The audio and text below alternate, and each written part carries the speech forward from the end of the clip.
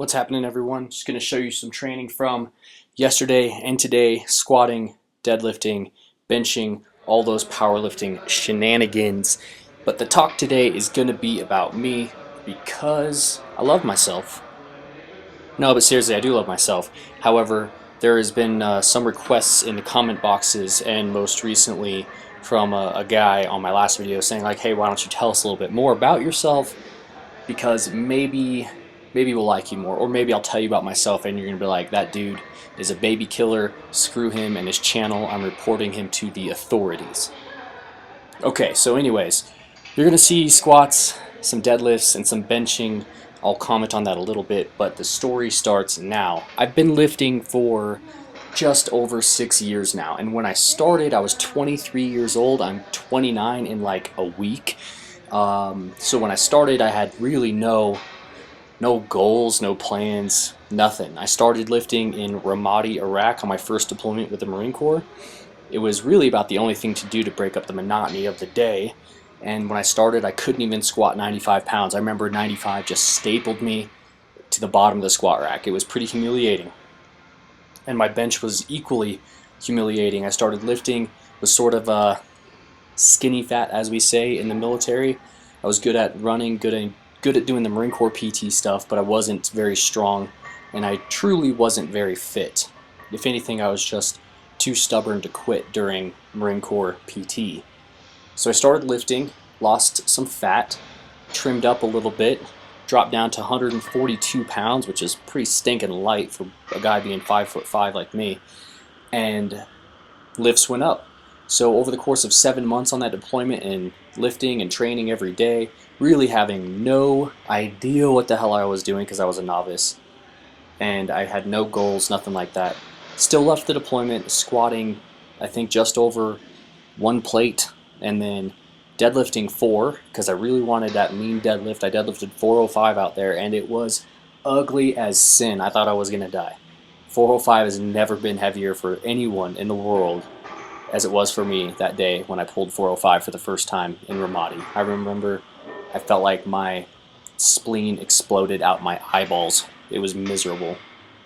So started lifting in 2008, continued lifting through 3 other deployments, and here I am now. So every time that I've gone on a deployment, it's basically been work hard, train hard, and you got nothing else to do besides eat and sleep. No distractions.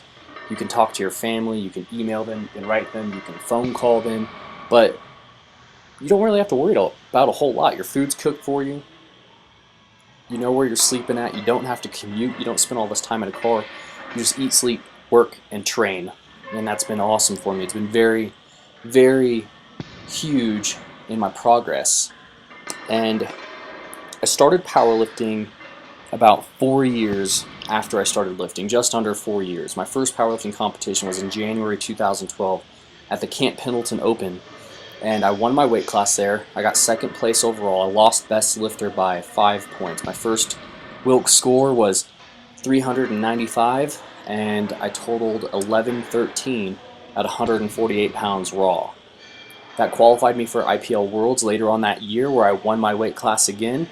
I set the IPL World Record deadlift, and then I also set the California State and the IPL World Record total. Keep in mind, these are, quote, world records in the International Powerlifting League, not the IPF, the International Powerlifting Federation. So since the IPL is pretty new, I didn't take those to heart. I didn't think that they were too serious.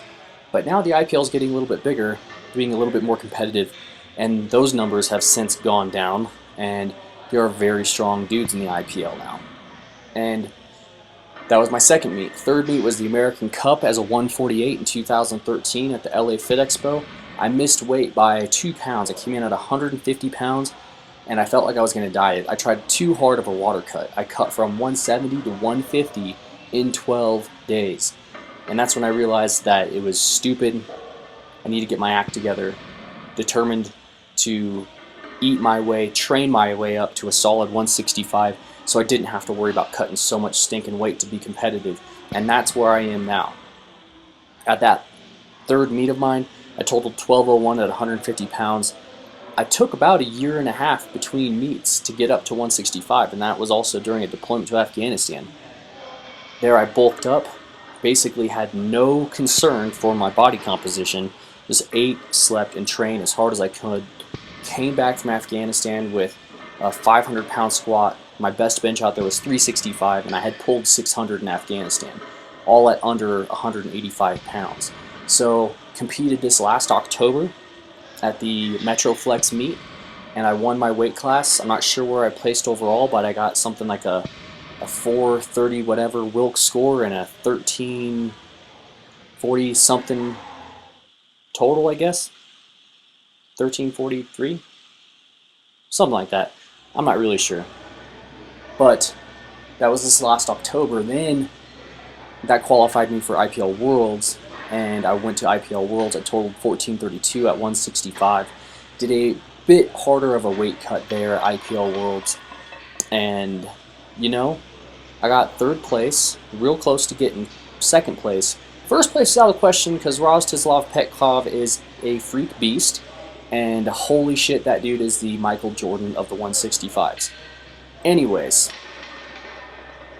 keep on lifting, and this leads me to where I am now. I'm qualified for the Raw Unity this year. However, because of me transitioning out of the Marine Corps right now, it's going to be too financially and too much of a stress on my life and my family for me to fly out all the way out to Florida. So I won't be at Raw Unity 8. However, I have gotten an invite, and I will be competing at the LA Fit Expo in February. Now, when it comes to my training, I've never had a coach. I've never had form checks posted, maybe just a handful of them when I first started lifting, but I never really concerned myself with the opinions of others and them telling me how I need to get strong. Meaning, I didn't take anything as gospel. I listened to what people had to say. I read everything I possibly could because I wanted to learn everything that was out there and then experiment with my own body, my own training, experiment with how I can get stronger. And that, over time, developed into what's now known as the GZCL method, and that's just named after my handle on Reddit. And I wasn't creative enough to come up with a better name, but really people ask me like, hey, how the hell do you not follow a program? How the hell do you not have a coach? How the hell are you totaling over 1200 at 148? And I just told them, hey, this is what I do. I wrote it down. It's like 15 pages long. I'll leak it down in the doobly-doo so y'all can read everything about it. It's not the one true way. It's not gospel. It's not the best way to skin a cat. It is a way to skin the cat that is strength training. And more or less, I stick to those guidelines. During different phases of my training, as I approach meets, I might change things up a little bit, put a little bit more emphasis on this or that, but the intent remains the same. And really, the foundation of my method is you got to train strength pretty frequently, but guess what? You also have to be a bodybuilder sometimes. And you also have to do rehabilitative exercises. You can't just like go ham on one domain of strength training or getting jacked, getting huge. You gotta do it a little bit smart, otherwise you're gonna hurt yourself and you're not gonna be in the game long enough. Luckily, I've been pretty healthy since I've been competing in powerlifting. A few minor injuries, knock on wood, but so far so good. And the GZCL method has got me here, and it's gotten a lot of other people stronger too. And so that's my story. You know, Marine Corps, 9.5 years, married, got a daughter.